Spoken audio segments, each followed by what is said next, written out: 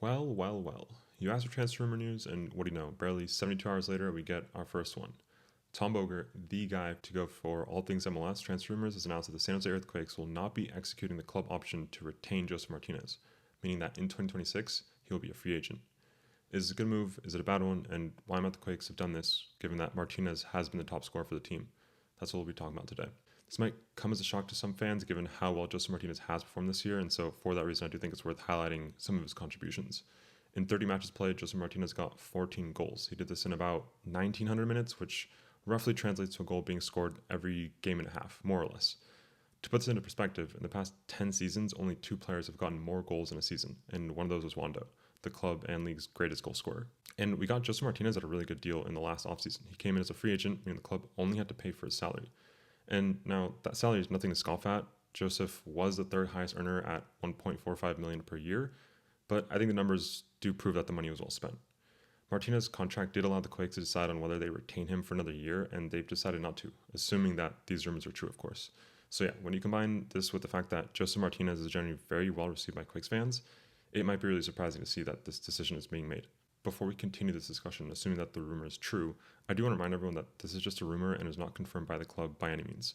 I think it'll be another 2 weeks before we get the full list of what roster changes are happening. But let's assume this rumor is true and that Josef Martínez decides to move on to another club. Why might the Quakes have decided to do this? Simply put, I don't think goals are what the Quakes are lacking. If anything, we have the opposite problem of having too many excellent goal scorers, which is really weird to say. If you watched the last video, one of the critiques we had of this team is that the awkward situation where we're just very right side dominant. Cristian Espinosa is the best player that this team has, and for that reason, he has to play. I think DeJuan Jones adds to this even more so, and so that kind of puts us in a situation where the best formation the Quakes have is a 3-4-3. This puts Josef Martínez as a lone striker, but pushes Chicho to a hybrid role of being sort of like a left wing, a center attacking mid, or a striker, just depending on the state of the game. I would not be surprised with the internal conversations about how to reinforce his team defensively, given that in the attack we already have a lot of firepower. But resources aren't unlimited, at least not until Quakes get new ownership. So maybe the Quakes have opted to reduce the attack to redistribute that into the defense. Given that Chicho is still under contract, it would make sense to shift him back into his more natural position as a true central striker. And that sort of puts Josef as this one being sacrificed because the Quakes have flexibility with his contract. And since Chicho is most likely going to replace him, let's take a look at his numbers.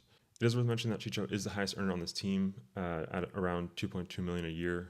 And in this past season, he got 13 goals in 30 starts, but that was done in more minutes than Josef. It was at 2,650 minutes, more or less. So that puts him at a goal every roughly 197 minutes, which in more simpler terms translates to a goal every 2 games, more or less. So I think it is fair to criticize that Chicho doesn't have the output that Josef has, especially when you factor in the handful of penalty kick goals Chicho has gotten to get to that sort of similar goal tally. But the counter to this is that for the vast majority of the year, Chicho has been played out of position that would suit him best for scoring goals. He sacrificed himself to play as this, again, left winger, central attacking midfielder hybrid role. And the fact that he's still in the ballpark of Josef in terms of total goals, I think is really credit to Chicho's versatility in this team. The idea here is that if we put Chicho closer to goal, he should be scoring more. And with the numbers he already has, it's not that much of a stretch to think that he could outperform Josef in the coming year. And it's worth noting too that for the first half of this season, Chicho was outperforming Josef in terms of just goals scored, and things started becoming more even between the two when Chicho was switched to that new hybrid role. And when it comes to depth at that role, I think we're more than okay. We quite literally have the captain of Grit FC, Preston Judd, to fulfill that role. Last year, he was making $234,000 a year. This is probably going to change in the coming season because he just did get a contract renewal. I would assume that the salary is going up with that. In this past year, Judd got 6 goals in 29 matches, but he had half the starts of Josef. Those 6 goals came in just over 1,000 minutes, which roughly translates to a goal every 174 minutes, which is a goal every 2 games, slightly better than Chicho's goal to minutes ratio. It's not a perfect comparison, but at a surface level, Judd's output, when normalized by the number of starts or minutes played, it's almost equivalent to Josef Martínez. And if you count the Open Cup goals, this gap is even more favorable for Judd. Judd also is a younger player who doesn't have the injury history that Martinez has. Martinez had missed 3 games this past year due to injury and honestly has quite the detailed injury report throughout his career.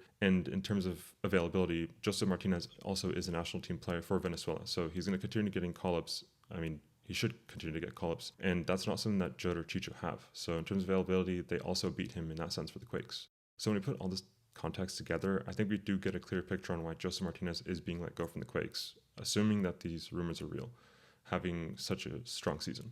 But now, whether this is the right move or not, I don't really think we can say just yet. It really depends what the Quakes do with this freed up salary space once the transfer window does eventually open up. I think if any of these three things happen, we can say the money was well redistributed. The first one being, we use this money to get a really high caliber center back. There's been a lot of volatility in terms of center back selection this year. We have a total of like 5 or 6 center backs, and it feels like every game Bruce Arena is trying to play Yahtzee to see who should be the 3 starting center backs. While we have decent center backs, I do think some stick out as maybe their time with the Quakes is up. I'm mainly talking about Rodriguez, who honestly hasn't really been playing or really even been a part of this team for the last couple of matches of the season. And along with him, which is like the bigger offender in terms of salary usage, is Bruno Wilson, who is either injured or gifting goals time and time again. So I think these are 2 players that in their moments I did really like, well, at least more so Rodriguez anyways, but things just don't feel the same anymore with them. If possible, I think that salary that they are occupying needs to be freed up. And again, mostly talking about Bruno Wilson in this case, because I do see a future where Rodriguez continues with the Quakes. But for Bruno, it's just, honestly, it's just time. Combining their potential salary with this now freed up roughly 1.4 million would put us in the 3 million range in terms of salary flexibility. And with Hernan Lopez on loan for the entirety of the 2026 season, that does mean we have one more designated player slot. And remember, those are those quote-unquote no ceiling on the salary other than what the club can afford. Maybe we don't dump all of that 3 million into the center back position. I don't think we need that. That'd be quite dramatic, but maybe a good portion of that goes into getting maybe 1 or 2 truly league-leading center backs. I think the other choice here is if we do want to put that just back into the attack, I think a more natural left wing is definitely a good route to go with. I don't think this would be my top pick, but with Chicho playing as the striker, the 9, this does mean that probably Buda would be playing at left wing. And I do think that Buda can continue developing into that true left wing starter for the Quakes. There's no reason for me to believe that he can't. But if the money must be reinvested into attacking positions, I think that's the one I'd go for. And lastly, the third option, this sort of double dips into the first point. I think a designated player contract in any position would be a good use of the money.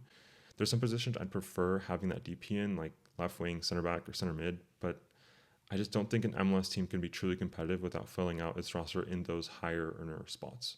The DPs are supposed to be the difference makers, and when I reflect on the season, it sometimes felt like the difference makers weren't actually living up to expectations. Really, the difference makers this season sometimes came from the lower earners on this team. I'm thinking players like Judd and Muni. And that's not to take away from them at all. They're fantastic players, but I just don't think that they should be bearing the weight and responsibility for this team's success. The Quakes have Espinosa and Chicho as the current 2 DPs.